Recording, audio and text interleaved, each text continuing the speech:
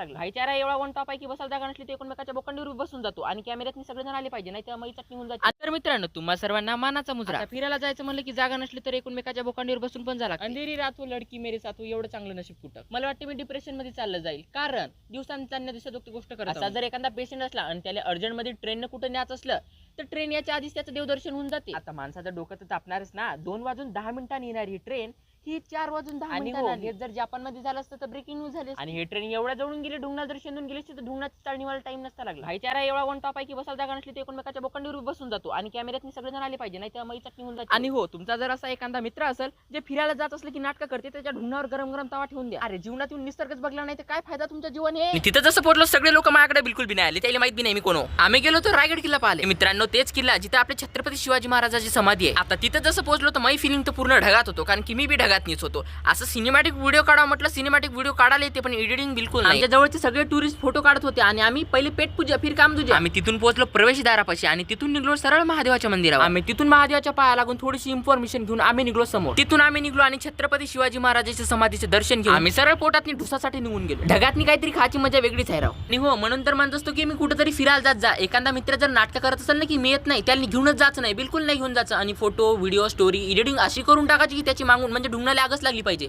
तर मित्रांनो, टॅग करा तुमच्या मित्राला आणि भेटू अशाच एक नवीन व्लॉग मध्ये. बाय.